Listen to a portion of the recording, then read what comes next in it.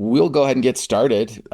Let me introduce myself just briefly. My name's Hans Magleby. I am one of the founders of Why Try. Um, my background is I have a degree in art. I was an art teacher. I was also the art director for a video game company. I've got a lot of years experience working with kind of technology, media, and I think I've kind of specialized. My specialty has been, how to incorporate those things and use them for student engagement. And I'm I'm one of the developers of the Why Try program, the Resilience for Youth program, and kind of have led that development. And I train on this and have been a consultant and trainer for educators all over the country for the past 2 decades, 2+ decades. My colleague that's on here is Bruce Bushnell. Bruce is a retired school counselor. He was an award-winning counselor, was the counselor of the year here in the state of Utah, where we're located. He also won a national award as a school counselor and was honored.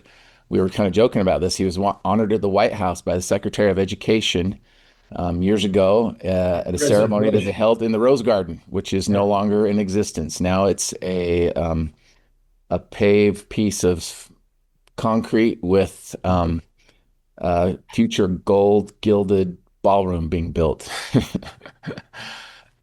So, um, but Bruce has been also, kind of a key player here with the Why Try organization since our early days and has been really instrumental in helping us add a lot of what we do in our program that relates to experiential learning and activities. And so we're both really excited to have you on today. Bruce, you want to say anything else? No, I just say Hans is gifted in many ways that make things engaging. He's really helped a lot with our curriculum and our training because of his background, and he's got a special gift in that.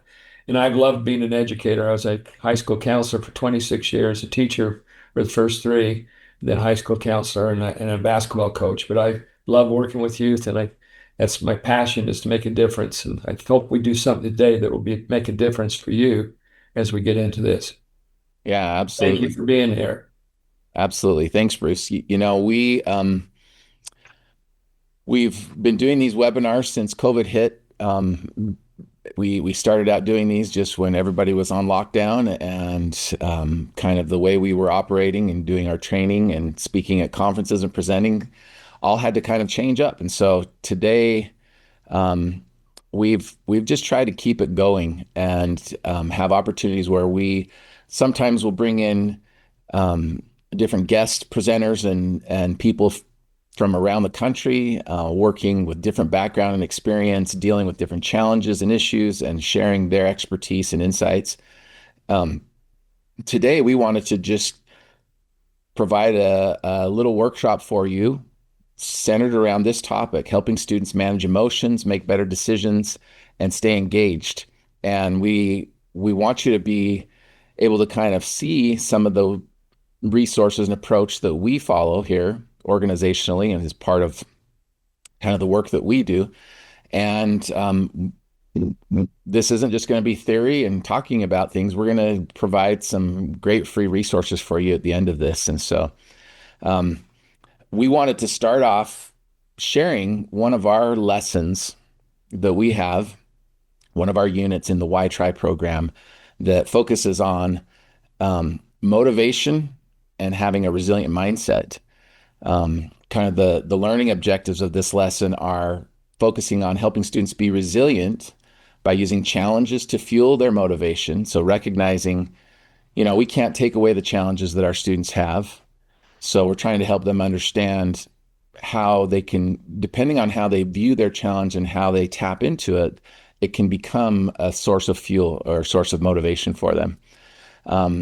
Practicing positive self-talk and finding support to help them succeed. So these are kind of the learning objectives for this lesson. The key principle that we're teaching is focused on that concept of where does motivation come from internally, and what can we do as educators to motivate our students? And then how can we teach them to be intrinsically or internally motivated? And then having just sort of that mindset of resilience. And so we're going to talk a little bit about this metaphor kind of probably just the first half of this. This is one of our lessons, and it kind of covers sort of the first half of this metaphor that we call the motivation formula. If you're not familiar with why try, one of the things that makes us probably unique and different from most other programs and resources out there is the way that we use visual metaphors. And it's something that we kind of stumbled on years ago. My business partner, Christian Moore, who's a clinical social worker, he kind of discovered as he was working with kids, trying to teach them some of the things in his life experience that he has learned that have helped him to be resilient.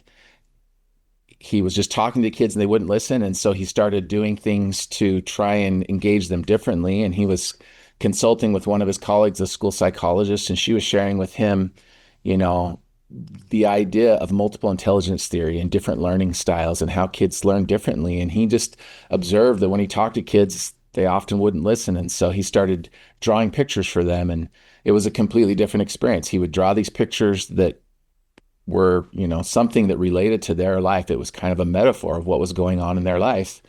And he would process with them and ask them questions, and they'd give him answers, and he'd put these answers on these metaphors. And it was like a very different experience for how they could not just see this as a simple picture, but see it as something that connects to them and their experience and help them understand something that's kind of a complex or hard thing to understand, but they could understand it in context to the visual metaphor itself. And so everything that we do starts with a metaphor. We make it engaging through the use of stories and examples, activities, music, art, media, all different kinds of things that we do to try and make it engaging and relevant for our students. But it begins kind of with this concept. So in this case, we're talking about challenges. Some of the supporting skills that we teach in this lesson relate to having resilience under setbacks, helping students be more optimistic and more hopeful, intrinsic motivation, so that, where we find that internal motivation and how to kind of channel our challenges into fuel for motivation, focusing on goals, seeking support, having positive self-talk, and persistence through adversity, just in general. So we have these pre-built lessons in our toolkit, and our toolkit is just, it's all created through our website that our customers have access to. We have all these different resources, and then we have pre-built lessons in different grade level bands and scopes and sequences. And this is just one of them we wanted to share today. And we're going to share all these resources with you at the end of the webinar. So you can have these and try them out with your students to see what you can do to help address some of those challenges. Usually when we start off, we always have a simple little attention getter slide in our deck for our lesson. Sometimes they're just kind of a fun, lighthearted thing that doesn't have a strong connection to the skill or the principle that we're teaching. Sometimes they're kind of a lead-in discussion. This one today, in this lesson is just sort of a thought-provoking question. When something gets really hard, which feels tougher to deal with? And just out of curiosity, in the chat window, just give me a quick response if you can. Is it harder for you to deal with a problem you didn't see coming, or a problem you saw coming but you couldn't avoid? Just out of curiosity. And maybe why, if you feel like that. I'm just curious what your thoughts are. So we got a lot. Seems pretty evenly dispersed. A lot, though, are saying number one. I think that might be a little bit more.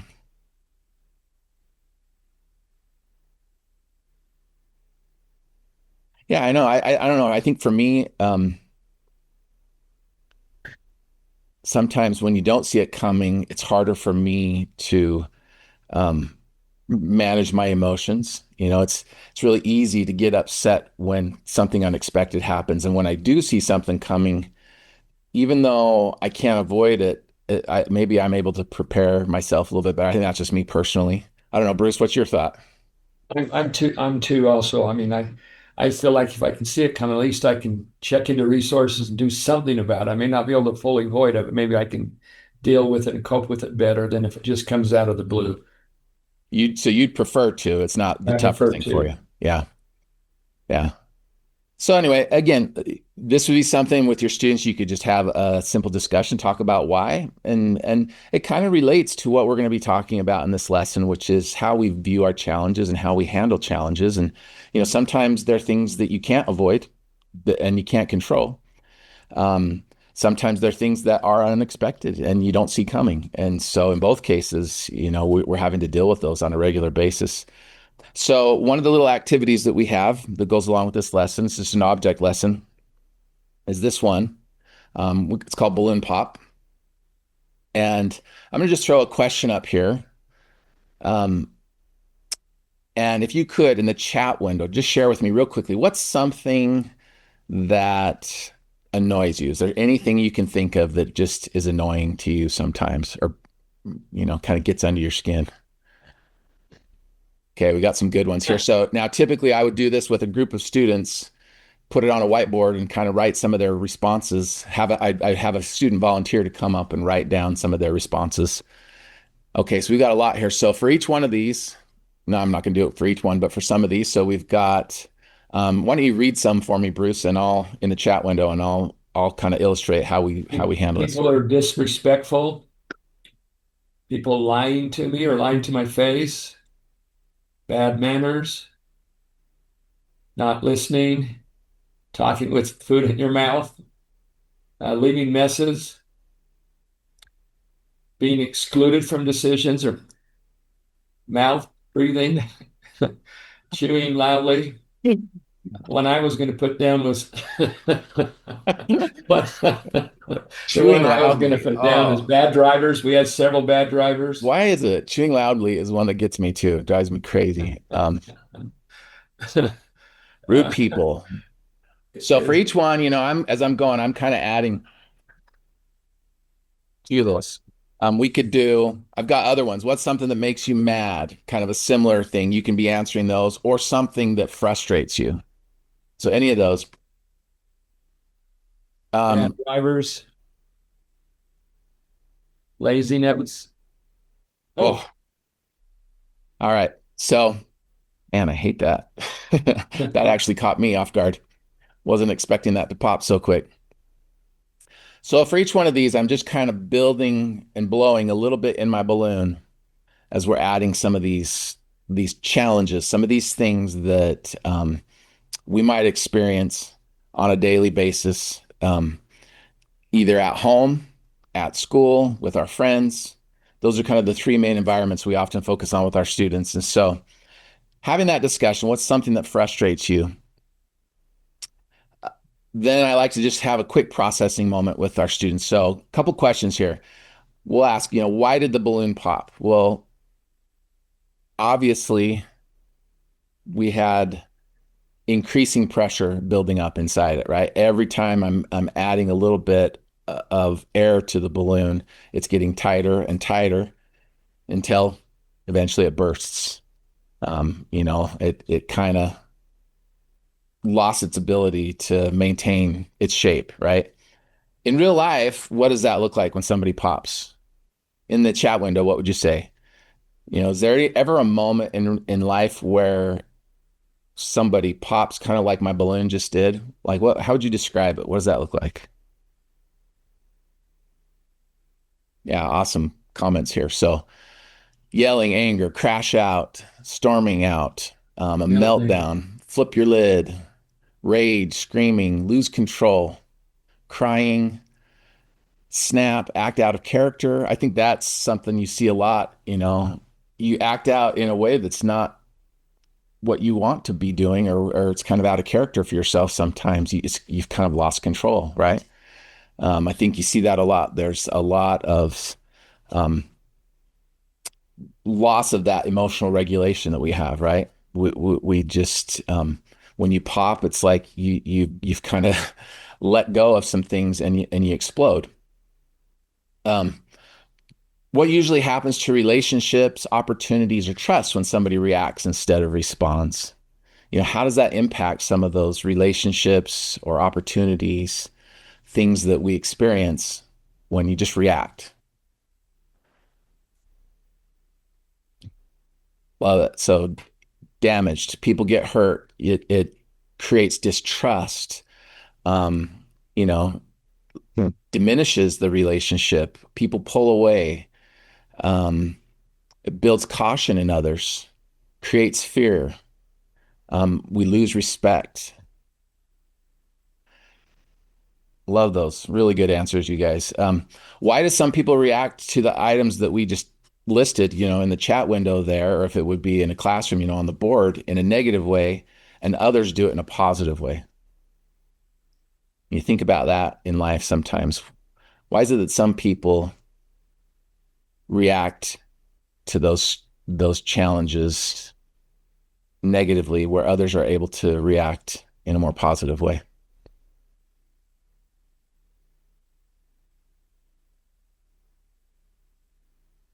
I like this. So, they have coping skills, Christy said, um, their balloons are already highly inflated, but it's not visible. They know it, but no one else does.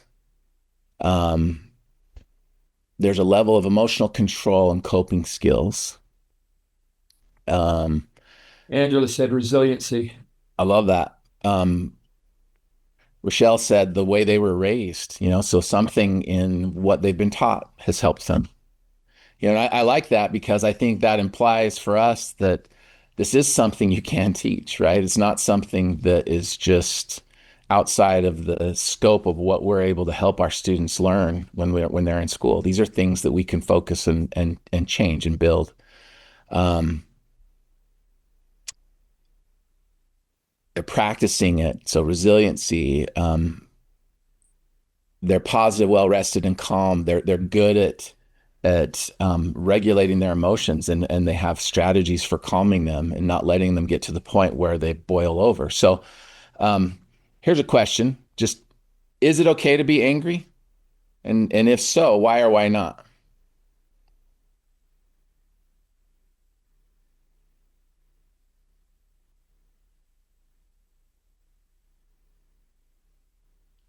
Everybody, yes, yes, yes, yes, yes, yes, yes. I love it, right? Of course it is, right? It's a natural emotion. Keith said, it's the action that needs to change, not the emotion. Yeah. Anger is a valid emotion. How you express it matters, right? The problem can be with what you do with it.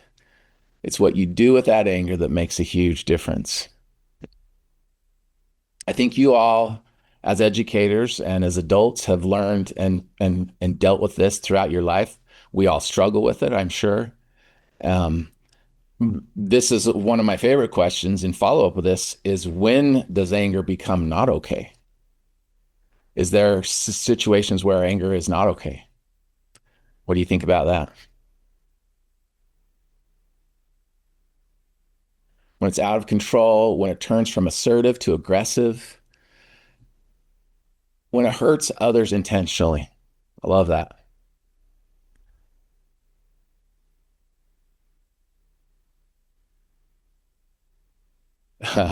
Anger is not okay when it's based on misinformation. Interesting. That's an interesting perspective. And I think we can all relate to that right now.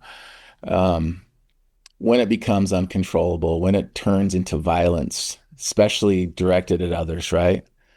When you hurt yourself and you hurt others. Yeah. I love those. So the second half of this activity is something that we like to kind of focus on. What are some things we can do to channel the anger, the energy from what you guys listed as we talked about the things that annoy you or the things that make you mad or the things that frustrate you?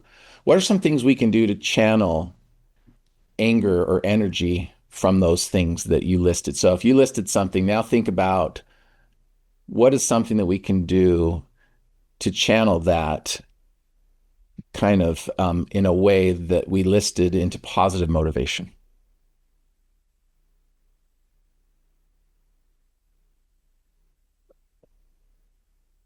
So in this case, while you guys are listing those, Bruce, you can start reading some of them off if you want. Deep breathing, write it down to externalize it, speak up for yourself, breathe, seek information, choose love, loving stance, journaling, Maybe I'll let it out better so it squeaks. uh, self reflection, good coping skills, workout, Don't let it build up. Make a positive move. Sports, athletics. So with each of these, just as an object lesson, with your balloon, I'm letting some of the air out and kind of letting it regulate. And maybe something happens. Take a I walk. get annoyed again and it fills up a little bit more. But each time I'm looking at something um, that is we're identifying that can help me channel that anger or energy into positive motivation, then I'm helping regulate that pressure and my balloon's regulating.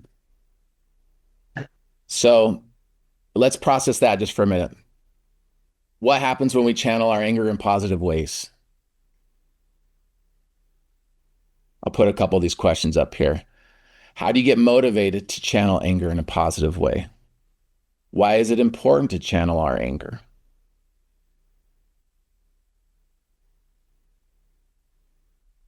Pressure decreases. We feel better. Things can get done. We calm down. Um, and I think of how do you get motivated to channel anger in a positive way? To me, I like to think of the anger as not something that I want to get rid of. I like to think of it as something that I can use. And it kind of motivates me when I do feel angry to then think of how can I be productive with this? You know, my youngest son, he has struggled with ADHD, his whole life. I think my wife and I have spent more time helping him work through some of his challenges, and he struggles with emotional regulation. Always has. He really quickly gets easily agitated and hyper focuses on things that are distracting for him. And he's struggled in relationships with other kids. And I remember years ago, I came home from work, and this was when he was in about third or fourth grade. And my wife said, his name's Rock. She said, Rock's in timeout. We go talk to him. So I went in and talked to him, and he was sitting in our timeout chair. And I could tell he had been crying. He had had a rough day. He had been in a fight with his older brother and his little sister, and that's why he was in timeout. So we talked about that. And then we talked about school. And he said at school, some kids were calling him a bully. And um, he is a big kid, always has been. He's pretty intense. And I thought he could be a bully. We talked about the attributes of a bully, and he kind of admitted, he said, Dad, I admit I've done some of those things, but it's been a long time since I've done those. And I don't like it. I haven't, I've been trying to be different. I've been trying to be nice. I haven't done anything like that all year, and they're still calling me a bully. And I just said, well, okay, I can see that. If you can just keep, it's normal that you feel the way you do. And it's normal that you're angry, but if you can just keep being the nice kid that I know you are, that label will go away. They'll stop calling you a bully. And then he said, yeah, but it just makes me so mad. And so I remember sitting there trying to get him to let go of his anger and not like get rid of it.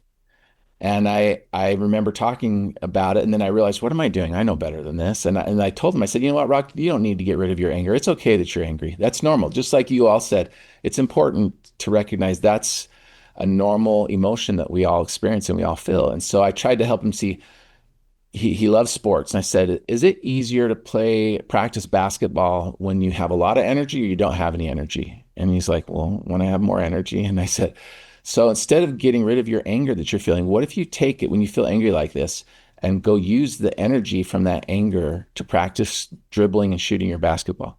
Is that something you could do to take it and use it to be productive? And it was like a light bulb comes on for him just as this little third, fourth grader. And he realizes that, yeah, that's something I can do. And to this day, we still are always trying to help him see that and channel that kind of energy into some positive direction. So why is it important to channel our anger? It can be a powerful thing for us when we take those challenges, we take that emotion and try and channel it in a positive direction. How would your life be different if your anger was controlled? And what kind of opportunities could you have if you channeled your challenges into a positive direction? So there's some additional processing questions you could do with this one. So, Bruce, do you want to set this up? This is a little video that goes along with the lesson. This is a inspiring short video that I love. I was a basketball coach, so it has a lot of meaning to me. But this is a young man by the name of Jason Elway. He has autism. He has challenges, learning challenges, and other things. But this is a video I want you to watch how he works through his challenges and how people around him support him or help him or reach out to him. And I'm going to ask at the end for you to put in anything that you thought was really meaningful that you've picked out from this video. It's not very long. If you've seen it before, I've seen it a lot of times, and I cry a lot, so you'll see me probably get emotional, even though I've seen it. So, Hans, go ahead and play it, and then we'll come back and talk briefly about it. Greece Athena High School in Rochester, New York, has a new, most unlikely hero, a special ed student by the name of Jason McElwain. Let's keep it going. Jason is the basketball team manager. For the past couple years, he's been assisting Coach Jim Johnson, helping with whatever the team needs. And go! Get them motivated, hand out water, and just be enthusiastic. Enthusiastic, to say the least. Despite being born with autism, Jason's father says his son has never had a problem expressing himself at basketball games. I was always concerned that he might get a technical and they lose a game because he, start yelling or whatever. Let's have a hard practice tomorrow, all hour and a half, and let's get ready for our K-Day. Let's go. 1, 2, 3, 2. Because he has been so devoted to the team, for the last game of the season, Coach Johnson decided to let Jason actually suit up. Not to play necessarily, just to let him feel what it's like to wear a jersey. At least that was the plan. But with 4 minutes to go in last week's game, Coach Johnson stood up and pointed to number 52, Jason McElwain. After years of fetching water and toweling off other people's sweat, Jason was actually in a game. His first shot was a 20-footer from the right baseline. Was it close? Did you almost make it? I just airballed it. I'm like, just, dear God, please, let's just get him a basket. His second shot missed too, but the third was a charm. A 3-point no-doubter. And Jason wasn't done yet. Yeah. Not by a long shot. If I wasn't there to witness it, I wouldn't have believed it, You caught fire. I just caught fire. I was hot as a pistol. Jason ended up shooting 6 3-pointers, one right after the other. He had 20 points total, and each time a shot went in, his teammates and the crowd went a little crazier. His last basket, right at the buzzer, created total mayhem. Because he is autistic, Jason says he's used to feeling different, but never this different. Never this wonderful. Steve Hartman, CBS News, Rochester, New York. That's pretty amazing. Just to put in the chat one just for a second, we've been using a lot, but just before we put the questions up, and we'll just let them see the questions. But what stood out to you? What was a lot of hearts going up? Yeah, and it gets me emotional. I'm trying not to go there because I don't want to go there today. But what stood out to you? What was meaningful to you, and how did the people around him support him? Who's cutting onions? Every marginalized human should experience this. I love that, Keith. Yeah. Wasn't a lot of hidden talent. Makes you wonder about the coach a little bit. I mean, I've been a high school basketball coach for 14 years, not recently, but he came in and his first basket came about the 3-minute mark, and he ended up with 20 points. 20 points in any game is phenomenal. But to do it in 3 minutes or less and 6 3-pointers, that's off the charts.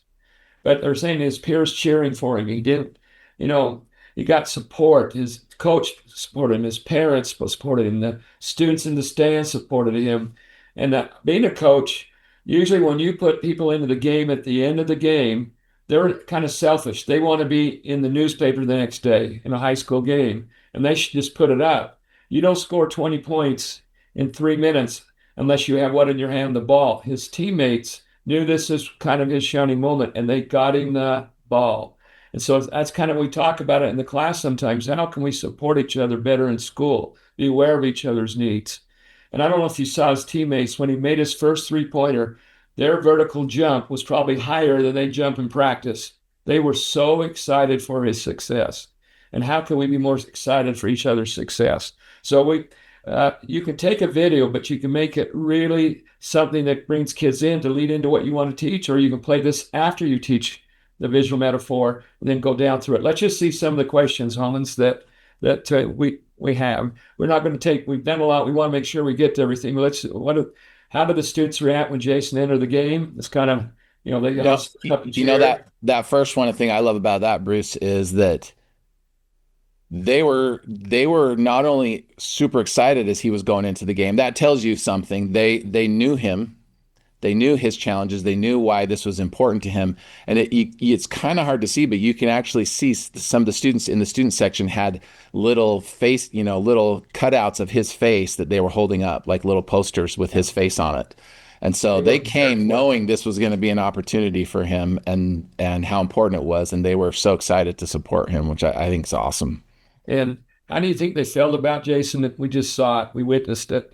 What were some of his challenges? Well, he still used positive self-talk. He said, I airballed my first shot. I just airballed it. I missed it. But he says, I got hot as a pistol. But the key is he kept on shooting. And how does his team support him? They were supporting him from the bench, on the floor. It's kind of self-explanatory. And his attitude, how would you describe his attitude?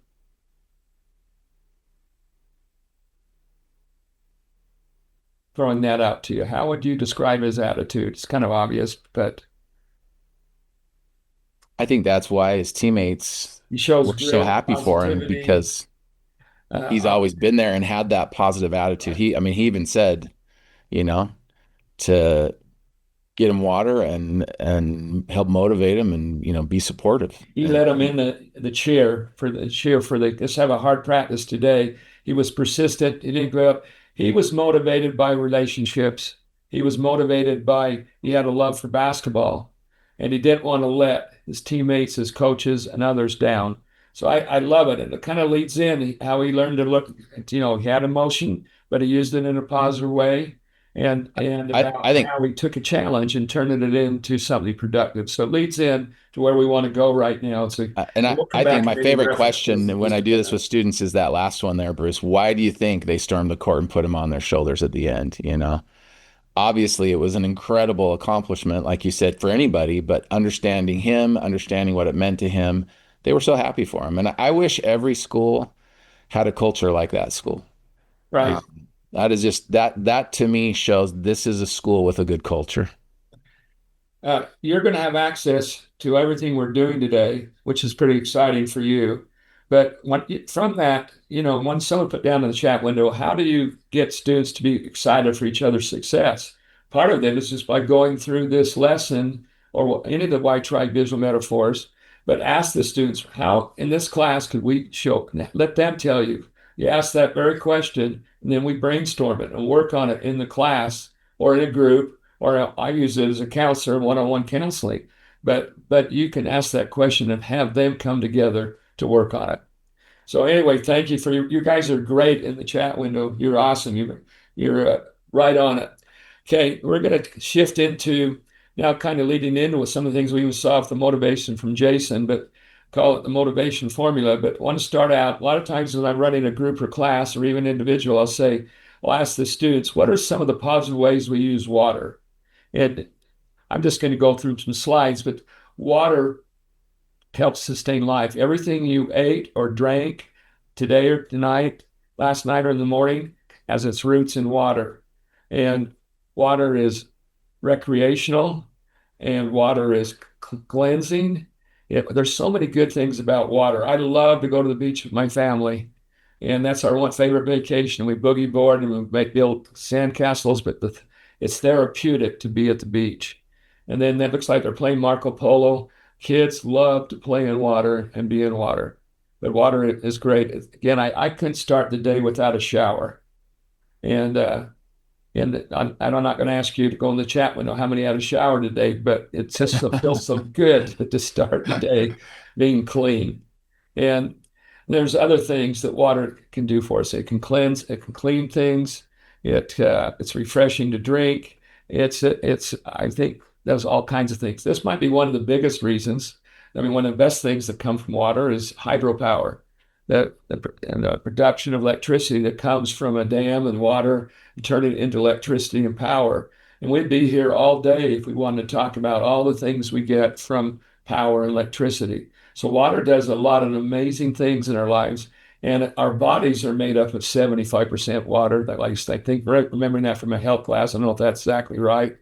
And so, but water, we have to have it to sustain life. And so it's pretty amazing. But let's do the flip. On the flip side, how can water cause negative impact on people? And we can list a lot of things, but let's list a few. I asked this, by the way, I asked the students to do this, but right now we're just going to go through and just some of these slides that are obvious, but you're putting on there flood. And we have flooding all the time, and it damages everything in its path. And sometimes there's storms, all kinds of things, flooding, hurricanes that cause damage. And here's a place that, is definitely wiped out. That's Fiji or Hawaii or wherever that is, but they have a lot of water and a lot of damage. And then it can take out a whole road and stop the progression. And you notice, it's the water, usually when you have water or flooding, it's muddy, it's got dirt in it, it's got a lot of things that it's just not clear. It's all been stirred up from the storm. And it can be a mudslide that totally take a house off its foundation. It's pretty devastating. And people are writing down erosion, drowning, stagnant. Just like here, when you have water after a big storm like this or devastation, has a lot of contamination and pollution in the water. It's not healthy at all. And so it can be really hard. It's not good for us if you just looked at all those things, but we just talked about all the positive things. So this is called the motivation formula. And if you know, there's a storm up in the left-hand corner, and we have the storm represent something, and it represents our challenges. And everybody has challenges. All your students have challenges. I want them to know I have challenges when I'm a teacher, counselor, working with them. I have challenges. But challenges can be devastating. They can shut you down. They can take your life, just like drowning with water can take your life. They can just wipe you out where you almost give up, you quit, you shut down, all kinds of things. But also on the flip side, just like water, how can challenges be positive and productive in our lives? This is what I'm really looking forward to. I'd like you to put down whatever you think here, but I'd like to read some of these things, but how challenges can be positive in our lives. And I'd love your response in the chat window. How come if you're going through something that's hard, how can that be a silver lining maybe in that storm? It can help you to grow, learn from, improve, learn how to be strong. Can motivate a career change. Yeah, allows for growth. Can give confidence. We learn from them and grow from them. Growth, that's, it helps me to improve.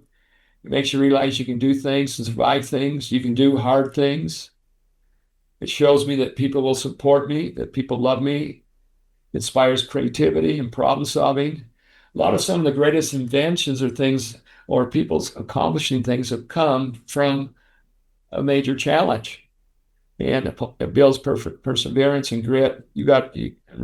And I think it helps us definitely to we learn that we can become resilient or have resilience. And so challenges can be, again, very positive in our lives. So when you're in a challenge, a lot of times there's an emotion, an intense emotion, a lot of times frustration, fear, anger, what other emotions. And with that emotion, sometimes they're very intense, there comes energy.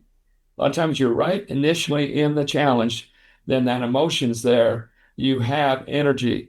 And so this is hard when we're going through it. It's easy to talk about it, but we have a choice. When you're in that challenge and you're feeling that emotion, that energy, you can choose how you're going to channel that energy. If you look at this visual, it has the water from the challenge is come in such a tense amount. There's a flooding, floods over, but also it goes through these 4 dams or reservoirs in a positive direction. So you can choose to take your challenge and channel it in a positive direction, or you can choose to take it in a negative direction. Maybe we don't think we're choosing when we go in negative direction. Sometimes it just feels like where you go when it's so hard. And I know our family my daughter was diagnosed with kidney cancer, and she went in the flood zone, but as a family, because we love her, we kind of went with her. And it was really tough. But I won't go through her story, but she wrote a kind of a really nice article, the 9 things she learned that came from that. And by the way, her cancer went into remission. It's a long story. We won't go into the story, but she learned a lot of things you're just talking about over their positive things. But I'd like to talk now. How many of your students, when they have a major challenge, choose or just definitely go into that, or taken into the flood zone? What does a student look like? How many of your students are gulping for water, just trying to tread water, stay above, just trying to survive? And here's what a student looks like when they go into the flood zone. They'll take the easiest path or least resistance. They're not going to put a lot of effort. They have a lot of apathy. They kind of give up, sometimes shut down, quit. They don't feel good about themselves. Energy dies. And what I've seen over and over again, a lot of times they're hurting so much, they hurt themselves and hurt others. And they lash out. And a lot of times they also just give up and just quit. And when they lose out on opportunity and freedom, I tell students, if we're all honest or we're watching today, how many of you don't have to put this in the chat window, but how many of you have been in the flood zone in your life? Maybe something recent, or you're going through something now. I have a good friend that's going through something really major with a family member, and he's in the flood zone. So it doesn't stop just with your students, all throughout our lives. But I've been in the flood zone. I've worked with students in the flood zone, but I tell them, you can visit the flood zone, but you can't stay there. You can't live there. I used to call this kind of victimville. We have some people that stay in the flood zone all of their life. And our goal, that we're striving and why try, and as adults supporting students, is to help them come out of that flood zone. And so one of the best ways we do that is see that lifeline, that we as adults can extend them that lifeline and help them come out. That's one of my favorite things, is to help a student, knowing that they're struggling with a challenge, but to give them actual tools and strategies, and just establish a relationship that they know I'm there for them and believe in them. So we ask students, what are your lifelines? Who can help you out of the flood zone at home? And sometimes that's a parent. Sometimes that's a sibling. Sometimes that's a grandparent. We have one of my grandkids, grandson is struggling a bit. I'm spending extra time and doing activities with him just to try to give him greater support. But I'm his grandpa, not his dad or his mom. But how can we help, at home? The next one is at school. How can we, as teachers, counselors, social workers, psychologists, administrators, directors, whatever your role is, can we extend that lifeline and truly help students, get them back in that channel where they can go through these 4 reservoirs and dams, which we teach positive skills and strategies to help them to deal and cope with their challenge. And then the very last one, with your peers. Sometimes I call it a true friend, but your true friends that really care about you, they'll be there for you. They'll help you. But we want students to know they got to reach out. They got to take advantage of their lifelines. And so this visual, I have to be totally honest, I get so stoked teaching that. And it's one of my favorite things to use with students. And it's changed my life as an educator. I just want to tell one experience, and we'll move on. We were teaching this, and I had a young lady that had, her mom called the principal and said, do you have anybody that can work with my daughter? She's getting all D's and F's. She'd shut down. She'd quit. She's in the flood zone. And her name was Emily. I'm just going to make this really short. I got her in for a counseling session. I worked totally on the first session on the relationship. But the second time she came back, I showed her this visual. I said, Emily, where do you see yourself? She said, they call me Coach B or Mr. B. She said, Mr. B, I see myself in the flood zone. She says, I'm gulping and drowning in the flood zone. I said, with your permission, I would love to help you come out. And she said, I would give anything to come out. And then we went through a process and taught the other things that we have to help her come out. And her mom came to school the very next day and said, what did you do with my daughter? She's my old Emily again. She was an honor roll student, and her dad had passed away. And she'd gone to the flood zone. She'd just given up. And mom came in and said, I don't know what you shared with her. And I pulled this out, the motivation form, and shared it with her. She said, I've had her in therapy, but she understood this and it made sense to her. And I asked her, well, how did you make changes? And when someone asked her that, she said, I just decided I needed to come out of the flood zone. So anyway, there's a lot of good personal stories. Okay, let's go. We can go to the next slide. This is just to remember an example of what we already talked about, but water will always find the least resistance, find a way where it will funnel itself and channel itself and go, just like students will take the least resistance when they're in a challenge or in the flood zone. And what we had at one of the bottom of the things was sometimes when students are struggling so much, they hurt themselves or hurt others. You're coming along a line and can't see this road is collapsed down and don't see it. That's going to be a disaster. And save a lot of times students when they're feeling they're so down and hurt, they lash out at themselves or at others, and it's devastating.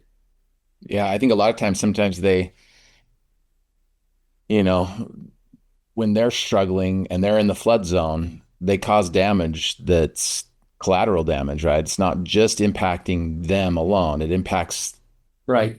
their family and everybody around them. And, sometimes things like this happen when there's a flood in nature. And, if you didn't know this had happened, this could be life-threatening. It could be dangerous. And that's the reality, I think, with a lot of the kids that we work with. There's sometimes just collateral damage and it's impacting the environment, not just them. Right. And as these shows, you can't go anywhere when the flood comes. You can't, your cars are stuck. They can't move forward. You have to get out of the flood zone to move on. It's hard to get out.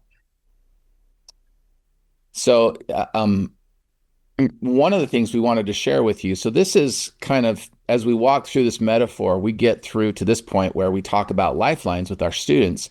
Oftentimes when we do training, and we're kind of presenting this to educators, to people like yourselves, we show a little bit different version right here. We have a message here that includes this term. We call it surrendering the one-up relationship. And, I often say the motivation formula kind of has two parts to it. One part is, what can we do to motivate our students? And then the other part is, how can we teach them to be intrinsically motivated, to be self-motivated? And so this lifeline being thrown to the kid in the flood zone there, like Bruce mentioned, it represents every one of us. What are we doing to become a lifeline to those kids that we work with, a support, a connection for them? And when we first started creating the Y Tribe program, we went through and we created all these different metaphors that teach these different skills. We call them the skills of resilience. Everything is driving towards helping build resilience in our students. And I was asking Christian one day, I wanted to know, what do you do when kids come into your office? How do you get them to listen to you and engage with you? I feel like there's something missing. And it was kind of from that conversation and another conversation that we were having where Christian was kind of venting to me about how he was working with these kids as a clinical social worker.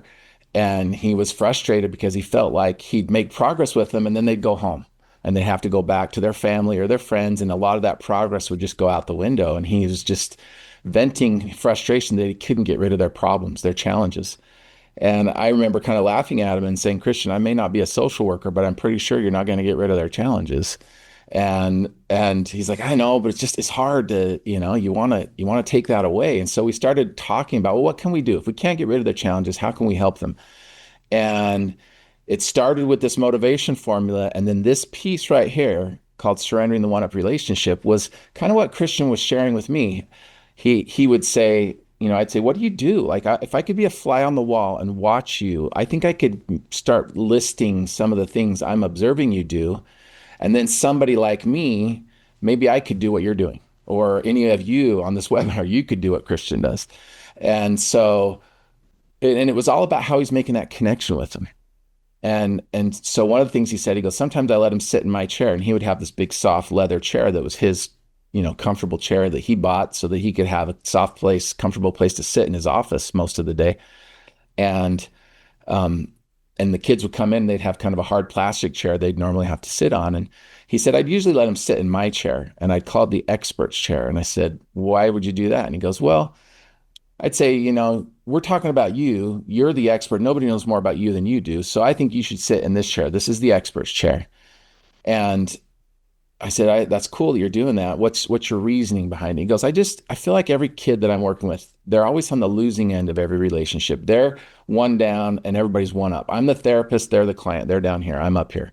Their friends, their teacher, the principal, their parents, the judge, whatever the case was with these kids, they were always kind of on the losing end of every relationship. And so for lack of a better term, that's what we started calling it, this idea of surrendering the one-up relationship. And it really just is a term that means that we're communicating that they have value and worth, and it's unconditional. It's that kind of unconditional positive regard that we establish with our students. And so we started coming up with a list of things that Christian would do in a one-on-one setting. And then we realized some of those don't quite work in a group or classroom setting. So we were looking at some of the best educators that we had been training and working with, and that we had become friends with all over the country, and started observing and getting their thoughts and their ideas of things that they do to communicate to their students how they feel about them. And for us, it all comes down to that relationship. We know that it's the relationship that we establish with our students that is the key factor in motivating those difficult to reach kids. If you're trying to engage and motivate, it's so much more important that they know, that we care about them and we believe in them. And it's something that we all know, and I think recognize in education that it's important, but we often hear it talked about, and rarely is anybody saying how to do it. It's mostly just, yeah, this is important, but how can we do this? And, a caring relationship has potential to reverse absenteeism, increase motivation, create school cultures where students show up, not because they have to, but because they want to. And in one of our metaphors, so the motivation formula is one, this is one that's a part of a metaphor we call the reality ride. And it's teaching, helping our students improve their decision making and understanding how the choices they're making are having consequences in their future. And as part of this, we talk about challenges at home, at school, and with peers. And whenever we talk about challenges at school, we get a lot of different answers like, it's boring, I don't like it, I don't understand why I have to be here. But the number one answer I always hear when we ask that question is they'll say, my teachers don't like me. And I've been throwing that out to educators for the last 20 years. Is that true? Do we really not like our students? And I'm confident. I mean, I've trained thousands of educators, trained in all 50 states. And in my experience, the vast majority, I'd say in the high 90, 95 percentile do care about and like their students. I mean, I think we can all think of a teacher that makes us wonder why they're in education, but the vast majority do care and they do like their students. But if that's the number one thing that students say when you ask that question, that's evidence of a problem that exists. We're not effectively communicating how much we care about them. And so that's where it comes down to this relationship. So many studies have been done talking about the importance of positive teacher-student relationships, and that accumulatively they all are linked to improvements in almost every metric that schools care about and value: higher academic engagement, better attendance, improved grades, fewer disruptive behavior, suspensions, lower dropout rates. And it doesn't just impact students, it impacts us as educators, right? The impact of positive relationships on teachers is equally important. There was a study by the European Journal of Psychology of Education found that teachers' relationship with students was the best predictor of how much a teacher experienced joy versus anxiety in class. And I think all of us that are educators would agree with that and can relate to that. And so we wanted to just share, we have this whole series of strategies, 150, 200 different practical strategies of things that we can do to be intentional in how we form those relationships with our students that are part of the Y-Tri curriculum, part of what we do in training, part of our tools and resources. But today we wanted to share 3 of our favorites, some that are really simple with you. So 3 ways to be intentional in relationship building. First one, know every student's name and use it often, right? Greet students by name at the door, use their names during class, in the hallway. Small act has a huge impact. You want to share anything on this, Bruce? I'll just share one thing. One thing I did a little bit different, but I sometimes notice students that were really struggling and or whatever, and I always would say I knew their name, but sometimes I mispronounce it. So I would tell them, if I mispronounce your name, I'm going to bring you your favorite candy bar tomorrow. So I mispronounce that student's name, and I said, I say that right? No, and they'd tell me how to say it, then I'd practice and say it right. But the next day they were shocked when I came with the candy bar they told me they wanted. That made a huge difference. And every once in a while, I missed the name on purpose. I just wanted to have the experience to bring them candy bar, and that kind of created a bond. But just that's there's a lot of research behind that. Just that's one of the number one things you can do is to really know their name and act like you're excited to see them and use it often. Love it. I was doing a training a few months ago in Indiana, and I was at a high school and a middle school, and they were talking about how at the beginning of the school year, they had all of their students, pictures of all their students, and they went through and they had all their staff in a meeting go up and put their name next to any student that they saw on the board that they felt they had a personal connection with, and that they knew that that student felt that personal connection. It wasn't just on the teacher side, but it was the student side. And they realized there was a bunch of students that had multiple teachers that had personal connections with them. Some of them that had only one teacher that had a personal connection with them, and some of them that they knew that didn't have a name next to them, that nobody really knew the student, and they didn't feel that that student probably feels a personal connection with any individual. And I love how the principal shared with me. She said, the staff, I didn't even have to say anything. They all just immediately started volunteering that I'm gonna be intentional and go form a connection with this student or this student or this student. And that was kind of their goal at the beginning of the year, was to get to know them and make sure there wasn't one student that was lacking at least one connection with a caring adult, a teacher, counselor, any kind of staff member that knew them and knew their name, and that the student felt it on their end. Passion presentation. This is one, we've done this a lot. Bruce and I have taught a lot of classes to kids. We both train and have been working with Y-Tri for the last 2 decades almost. And we've taught lots of classes together. We still try to go in and work with kids and stay fresh. And one of our favorite things to do is we would do a passion presentation, share with our students a little bit about us so they could get to know us, and then have them be assigned at different times throughout the year to share their passion, what they love, and what their interests are. Any examples on this you wanted to share, Bruce? I've had so many breakthroughs with students we have with the passion presentation. I'm just going to share one quick, but there was a young lady in our Y-Tri class. Someone put in the chat window, that they were one of the kids, or the kid, the head down and quiet, never. We had a young lady by the name of Debbie that she had a D- average, and she never had her head down most of the time, never participated, never said anything. And we had we were signing put in on the calendar when kids in our class were going to do a passion presentation on something they love or care about. And she said, I'm not doing it. I don't have anything I like. There's no way you can make me do this. We said, we don't want to make you. You have to choose. But so I tried to encourage her, and she said, no way, Mr. B, you can't make me do that. I said, we're not going to, you don't have to worry about it. Anyway, got closer to the passion presentation. I said, Debbie, isn't there something you like, something you really care about? She says, I don't like anything. I said, I can't believe that. What do you do during the summer or whatever? She says, well, I do ride horses. I said, well, tell me more about that. Well, I have a horse named Root Bear. Well, tell me more about Root Bear. I'm in a rodeo club. I do barrel riding with Root Bear. Pretty soon I said, well, just come to class, bring the bridle or a pitcher of root beer, and are you on root beer or whatever, and just tell why you like riding horses. Her dad shocked us all, brought root beer to school. Out of the trailer, and he brought root beer. We went out, got root beer out when she told about root beer. But then I got a little bit of trouble because I said, let's go out by the football field. There was some dirt field out there, and let's see you ride root beer and do your riding routine or whatever you normally do. And so we went out. It's a whole class. Took a little longer than most passion presentations. From that time forward, students were clapping. It was so exciting. She lit up.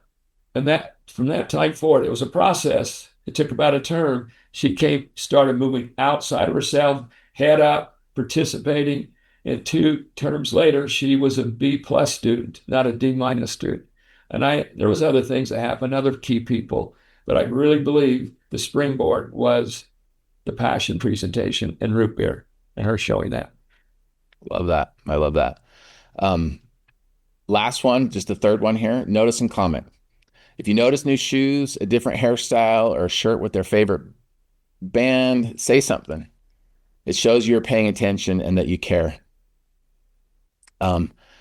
It's amazing, just those little observational things that help make that connection and help them see that you see them. It's a recognition in their part that you see them when you just point something out about something that's changed in them or something that, could be related to their appearance. It could be related to an action or something that they did that you call out and just say, that was really nice. I like that you did that. Or, I saw that. I saw what you did there.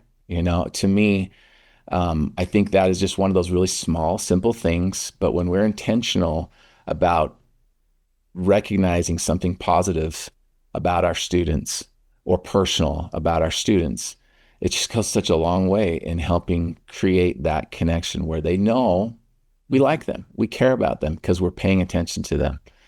Anything else on that, Bruce?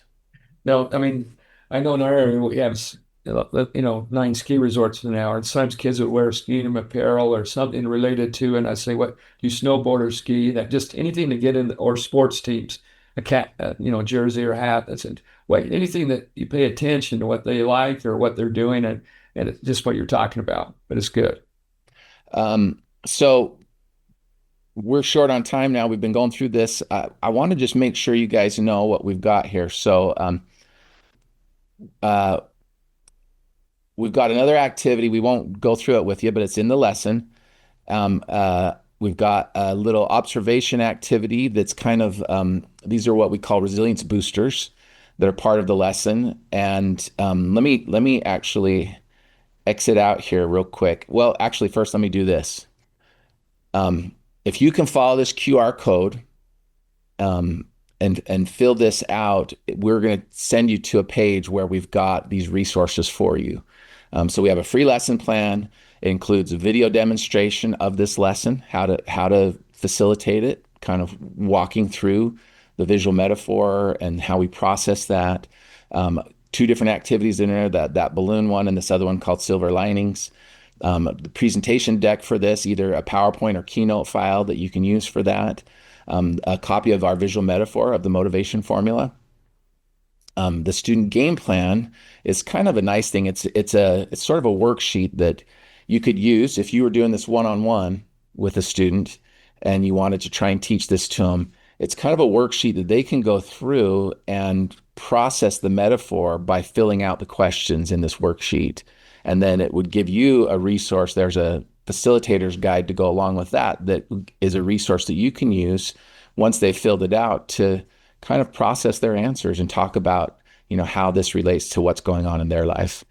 And then we have a parent guide to go along with this lesson as well. So it's a parent resource that you can share with parents if you're taking this and you want to teach this lesson, and then have parents be aware of what it is that you're teaching in this, the skills, and why this is important for you in class and why it's important for their children.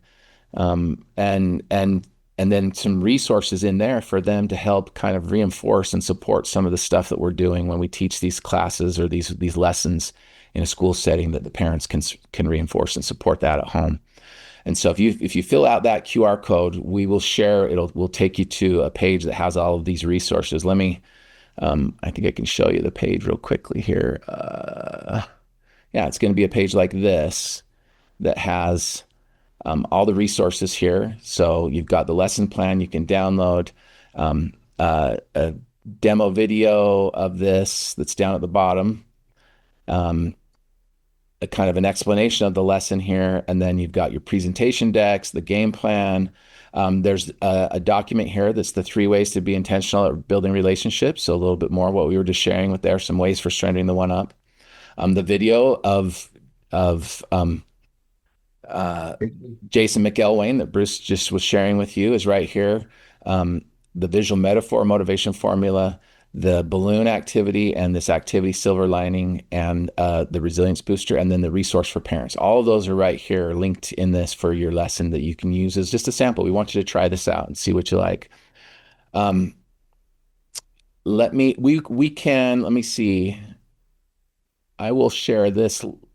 Sorry, this link's the one I want here. Copy. I'll put it in if the QR code's not working, here is a link in the chat window that you can go to where we can share that with you. So if you having a hard time with the QR code, just click on that link and it should take you to the same form. And we are just so grateful that you all joined us today. We're so grateful for the work that you do. I can't tell you how many times I've experienced one of my good friends or someone I've trained that is just an amazing educator, and they come from a background where they've had a lot of difficulties and struggles as a child and going through school, and they've accomplished amazing things. They've overcome a lot of challenges in their life, and almost every single one has a story of one caring adult, a teacher, a counselor, somebody in their journey through their education experience that was just there for them in a key moment that made a difference. And I believe so strongly in the influence that one caring adult can have on a kid. And it doesn't have to be this big, grandiose sacrifice on our part. And so we just want to thank you all for the work that you do. It's our organization's mission and our passion to try and support that work in any way that we can, to create tools and resources to help you be more effective and be intentional at how you create those relationships that can motivate and reach these kids. And if you have any questions, if you've never seen Why Try before, if this is first time for you, there's a little checkbox in that form that you're going to with this QR code. We would love to do a demo for you or your leadership team, share with them, how Why Try works, how it could be implemented in your school. We have a lot of different resources of things besides the Why Try program that we do, both for staff development and for building relationships with students and really helping everybody be effective at student engagement and making a difference for their students. Bruce, go ahead. There's several in the chat. When they've gone to that link, it's the jumping hurdles lesson. Oh, I'll tell you what, if you fill that out, I'm sorry if it's going there. It shouldn't be. Let me double check, but I will make sure that we'll email you the link to the right lesson. That's a technical screw up on our part. So if you fill that out, we've got your info. I will send you an email immediately after this with a link to that lesson. Sorry about that.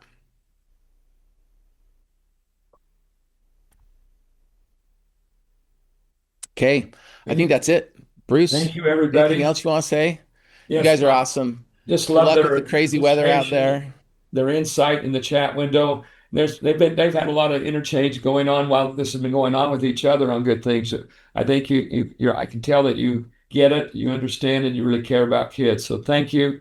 We appreciate it, the time being with you. And these resources are awesome. This is probably the best resources we put together for a webinar. So I hope you take advantage of them. Hopefully we get the right one to you. But I think we will. I promise.